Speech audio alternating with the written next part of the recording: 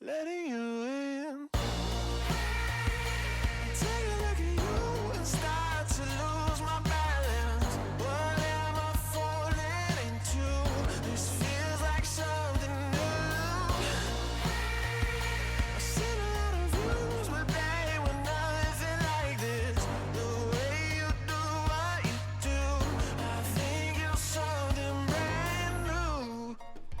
Alright, so we're putting some Monstaliner in this boat. This is one of my preferred interior coatings for John boats that are going to get some pretty heavy duty use.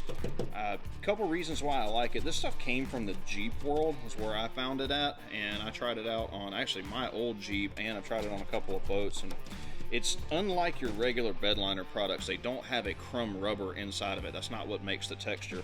This stuff is epoxy based, so what you do is after your second coat, you go back and you roll over it with a textured roller, and because it's almost dry, it will pick the coating up and allow it to form that texture. So all of your texture is literally made with the paint, so it doesn't have that kind of gritty feeling to it. It's super easy to apply.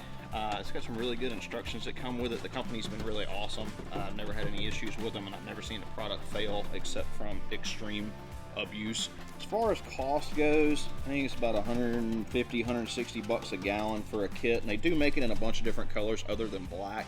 We're doing the turf in this boat in like a charcoal, so this black's gonna kind of match it. You do kind of have to plan out when you're using this stuff though, and kind of get all the hard to reach areas first with a paintbrush, and then come back with your roller and roll the rest of the boat. But you just kind of look at your boat and see what you can get to first with a paintbrush, and then you can come back and hit the rest with a roller on the second coat. I absolutely 100% do not recommend you do the outside of your boat, especially the bottom with this stuff. I do get a lot of questions about that. This stuff does form a texture, so you definitely don't want anything textured slowing you down. And the cool thing about it is, because it's such an easy product, you can get a small amount of it and do little touch-ups and stuff. So I don't really worry too much about it. You know, every couple of years you may want to come in and touch up a few little spots where you hit something. So typical procedure for this is I try to wait until it's at least like 60, 70 degrees outside. You can put it on when it's cold, but it will take a lot longer to dry. But once you mix it up, according to the instructions, it's got very good instructions. It tells you exactly how to mix it. There's no questions about that. It's pretty simple. But as far as actual coating time, it usually takes me about an hour to coat the inside of the boat on the first coat, and you got to let it dry before you can put your second coat on. And it really just depends on the temperature outside and the humidity. This stuff dries based on the humidity outside. So if it's real humid like it is today, this stuff will probably dry in an hour and a half, 2 hours, sometimes 3 at the most. But if it's really cold or not very humid, it can take up to 4 or 5 hours to dry. But it does require 2 coats. Your first coat is literally just to put the color down and get everything covered. Your second coat is what's going to create that texture. And you can adjust the amount of texture that you get to this stuff by rolling it more. So what we're going to do on this boat is, I don't want a real heavy duty texture. I'm only going to put the second coat, I'm going to let it dry and then roll it once. But if I wanted to make more of like a truck bed liner type texture, I could let it dry for a few more minutes and then roll back over the whole thing again, which we'll show that later on in the video. So one of the only downsides to this stuff is you do have to work quickly if you live in a humid area. You can see this stuff is already starting to set up, and I've only been running for about 10 minutes, and you can see it's slowly starting to skin over on top. So what we have to do just every couple of minutes, just make sure we go in here and mix that skin back in, and you only need to put enough into your container that you can work in a small amount of time. You don't want to pour the whole thing in there because you will waste it. It does harden quite quickly when it's humid out like it is today. This is the other sucky part of humidity. Gloves don't want to go on. So as you can see as I'm rolling this, and you can probably see it even more down in there, as this stuff dries on your first coat, you're not going to get complete coverage, and that's not what you want. You don't want complete coverage. You just want to get the stuff on there, get your base layer down so it's nice and stuck. Alright, so we're on the last coat. We're just finishing up the sides here.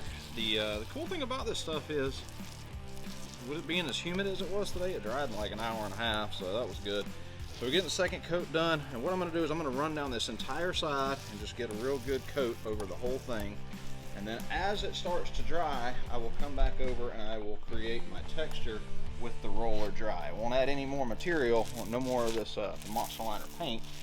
would just be rolling back over it dries. And as you can see right now, it's going on with a little bit of texture to it, but give it about 5 minutes and we'll come back and you'll see that it's all leveled out. And that's when we come back and add the texture. So you come take a look at this. This has only been on for about 5 minutes and you can see it's already started to kind of smooth out. So what we're gonna do is you wanna do this all in the same direction.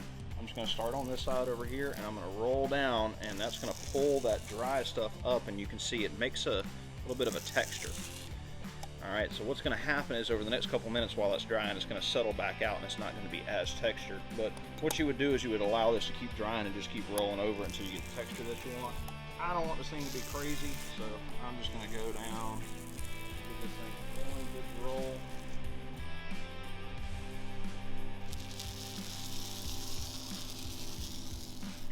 And you want to do this all in the same direction, so I'm gonna walk back here and do the side the same way.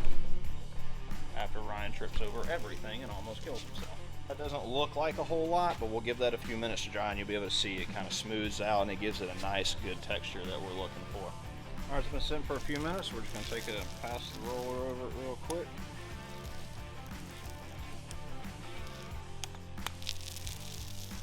Let it build up some texture.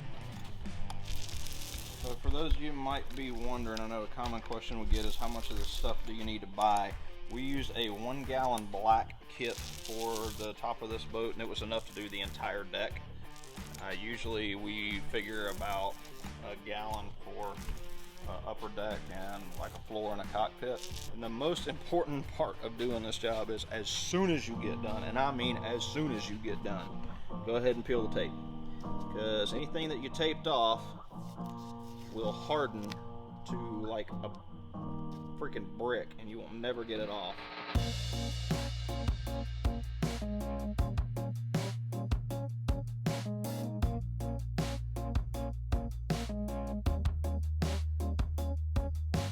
Back and forth and side to side, high and low, low and high, trying to find something that makes me feel alive. Nothing new under the sun, running to, running from. I just need someone